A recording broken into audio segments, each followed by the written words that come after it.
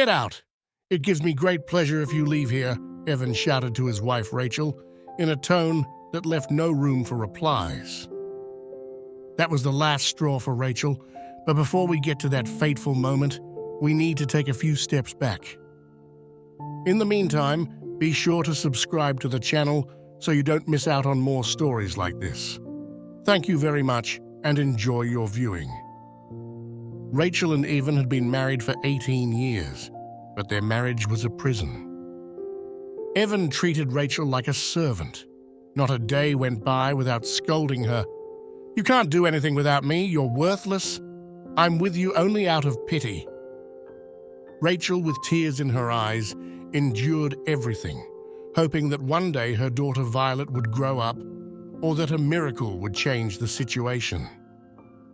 But as time passed, Evan's words became harsher and harsher. "Look at you.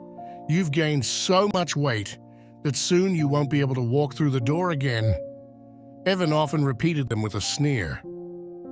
Rachel was mortified. She spoke of a slow metabolism, but he didn't believe her.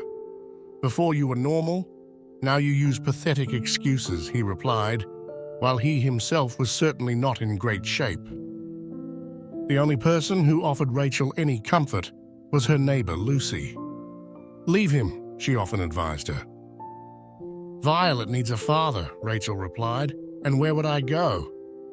"If you have nowhere to go, come to me," Lucy replied. But Rachel couldn't make that decision. Her life seemed destined to continue that way. One day, while Rachel was cleaning the kitchen, she suddenly fainted. Luckily on the day, her daughter Violet was there with her, so she immediately called a doctor. "You have neglected yourself too much," the young doctor told her. Evan nodded, but only to further criticize his wife. "I told her she's overweight, tired and stressed. I'm the one who works." The doctor, ignoring Evan's words, left a prescription for Rachel and left. On the back of the prescription was a note. "You are a wonderful woman, but your husband is a tyrant. Run away. You deserve better." Those words rang in Rachel's mind as she looked in the mirror, seeing a tired, aging woman, very different from the vibrant young girl on her wedding day. That night, she did not sleep, thinking deeply. In the morning, she announced to Evan that she was leaving him. He, incredulous, taunted her. "You're leaving? All right, leave." He didn't think she would have the courage to do it. But Rachel, determined, packed her bags and went to Lucy. "Can I stay with you for a week?" Rachel asked. Lucy, with a welcoming smile, invited her to stay as long as she wanted. Thus began a new life for Rachel. Lucy, a psychologist by profession, began to re-educate her. She assigned her domestic tasks, but did not allow Rachel to hide behind the housework. "Go outside, get some air, take a walk," she often told her. In a short time, Rachel began to get used to that new routine. She went to the park, took Lucy's dog for a walk, and slowly began to feel better. One evening, Lucy brought home a hairdresser friend of hers, Sally, who gave Rachel a modern haircut and advised her on a new color. The next day, Rachel looked in the mirror and saw herself transformed. That same evening, she decided to change her diet, eliminating fatty and fried foods. She started going to the swimming pool with Lucy, overcoming the initial embarrassment of being among fit women. Despite the improvement in her life, Rachel still thought of Evan. She wondered how he lived without her and often tried to offer him help, but he arrogantly rejected her. 2 months later, when she saw that the dress not only fit her well, but was actually too large, she decided to confront Evan. She went to his house and knocked on the door. "I came to ask you for a divorce," she said resolutely. Evan, pale and sickly, looked at her in disbelief. "You're living a good life without me. Keep going. Tomorrow, a real estate agency will come to sell the apartment," she declared. The doctor, who was there with Evan, The same one who had examined Rachel complimented her. "You have recovered, and you are splendid." That evening she told Lucy everything. "I don't understand how he can say such bad things about me," she said. "It's always been like this, you just never noticed it," Lucy replied. They decided to sell the apartment, and with the proceeds buy 2 separate ones.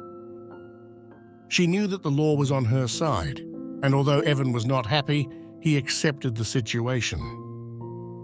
From that day, Rachel truly began to live. She found a job as a postman and enjoyed her new freedom. When her daughter Violet married and moved to the other side of the city, Evan found himself alone and sad. He tried to ask Violet for help, but she replied, "You can do it on your own, Dad. I did my duty." Evan realized too late how much he had lost. Rachel, on the other hand, had found herself and a new life. But her road to freedom was not without obstacles and difficulties. The first days in Lucy's house were full of fears and insecurities. She felt like every step was a leap in the dark. But with Lucy's support, she began to build a new confidence in herself. The evening before finally leaving the apartment shared with Evan, Rachel found herself alone in the living room. She looked at the bare walls, the traces of a life she was about to leave behind. She felt a mixture of relief and sadness, the knowledge that this was the end of a painful chapter and the beginning of a new one. It was a bittersweet feeling, as if she were saying goodbye to a part of herself she would never see again. One day, while walking in the park, she met an old friend from high school, Matt. He told her about his life, his travels, and his experiences. She listened fascinated, rediscovering the pleasure of genuine conversation. Matt noticed the change in her and said to her, "You are different. There's a light in your eyes that I've never seen before." Those words affected her deeply. She felt that finally, someone saw her true essence. That same evening, returning home, she told Lucy about the meeting with her old friend. "It seems like fate is giving you a second chance," the woman told her. Rachel began to believe that maybe, just maybe, life could really have something beautiful in store for her. When the day of selling the apartment arrived, the young woman felt relieved. Evan, forced to accept the new situation, moved to a small studio apartment on the outskirts. She, however, found a cozy 2-room apartment near the park, the place where she had begun to rediscover her independence. 6 months later, during Violet's wedding, she met Matt again. "I was wondering if you'd like to get a coffee sometime," he asked her hopefully. She smiled and accepted.